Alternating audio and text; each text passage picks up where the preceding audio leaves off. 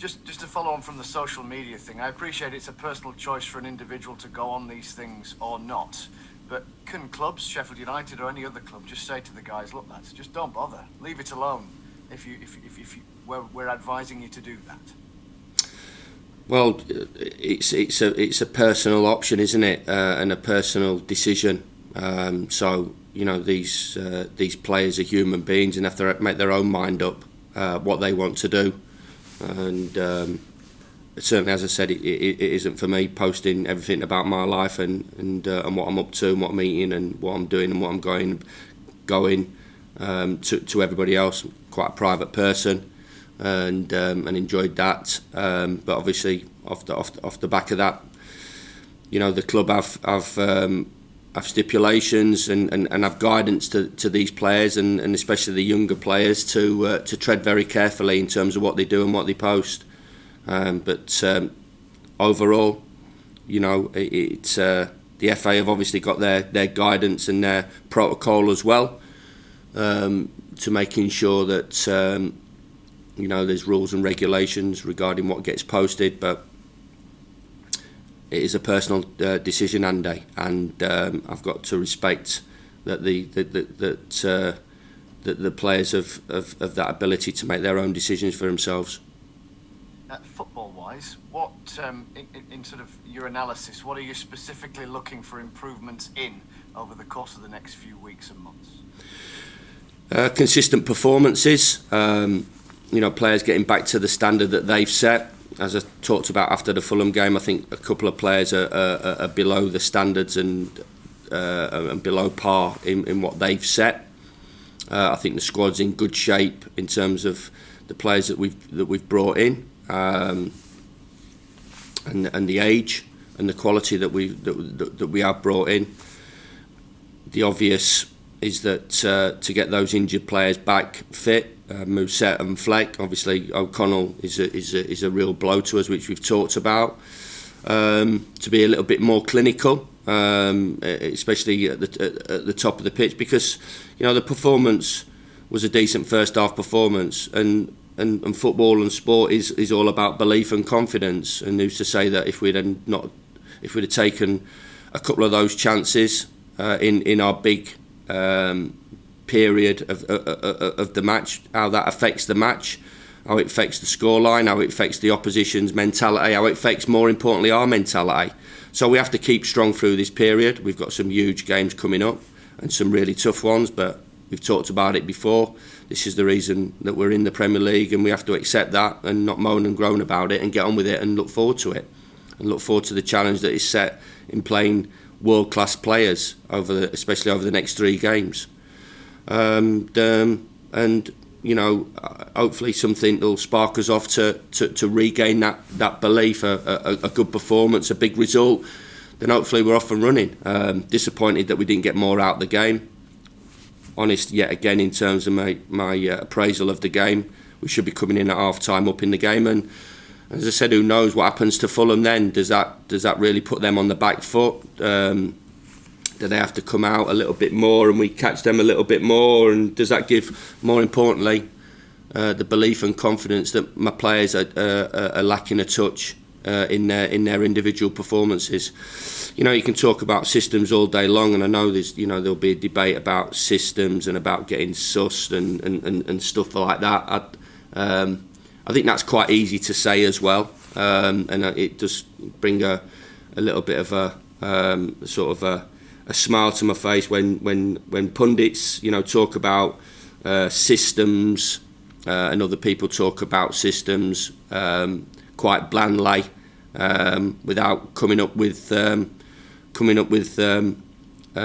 why we have been sussed and what are the reasons that we've been sussed or found out. I certainly don't believe it's true. Used to love listening to Chris Waddle on 5 Live because he'd identify a problem and he'd say to the listeners what that problem was and how to affect it, so my opinion on the system is that it's okay. the players have just got to play better in the system, and if they do that, they give themselves a better opportunity of producing performance stroke result. It's this way, just to link the two themes of what we've been talking about already, some kind of perspective is needed then, because they're going to get bombarded with comments, aren't they? Whether that's on TV, in the newspapers, on their phones, just ignore it. You can't get away from it. That's one of the things that we talked about, the noise. We all get it, and sometimes you will use it, sometimes it winds us up. We can't get away from it. It's the Premier League. It's on us. It's on us 24/7. My love is football, so as you can imagine, what I watch away from Shirecliffe and Bramall Lane is pretty much sport-based and pretty much football-based. So, unfortunately, at times you can't just mute it and turn off. And I've got to say, like I've said about Chris, like I've said about the likes of Gary Neville and Jamie Carragher and Danny Murphy and a couple of others, I really respect their opinions and understand where they're coming from. But like I said, you can't get away from the noise at times, and it's something that you have to put with because of the league and the media coverage it gets. You obviously played Liverpool twice last year. What did you learn about taking them on from those experiences, particularly, I suppose, given the match this weekend at Anfield?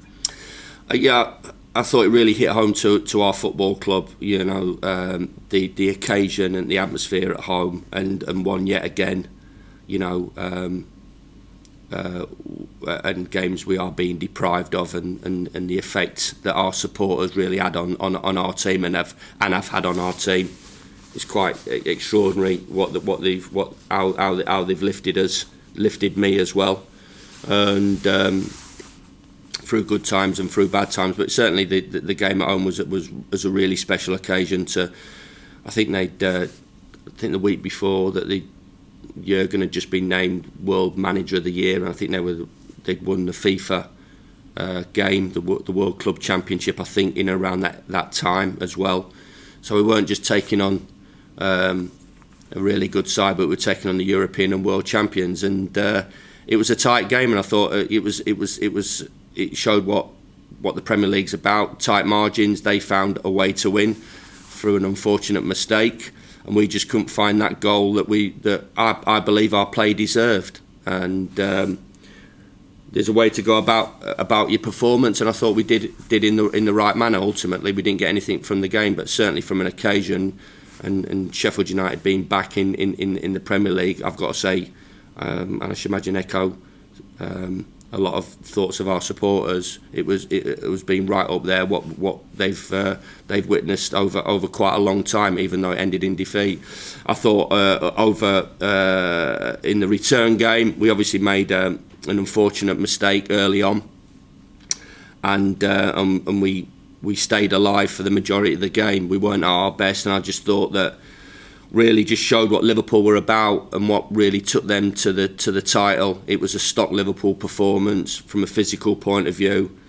The players that they had at the top of the pitch, their attitude towards the game, even though they were playing Sheffield United, and that was echoed as well afterwards in terms of what the manager said to me in the office afterwards, and the respect that he had for us. So we had to gain that respect through our performances last year, and we've got to do that and go again this year. And the bigger picture is it's a fabulous game to be involved with, and that's how the players should be looking at it.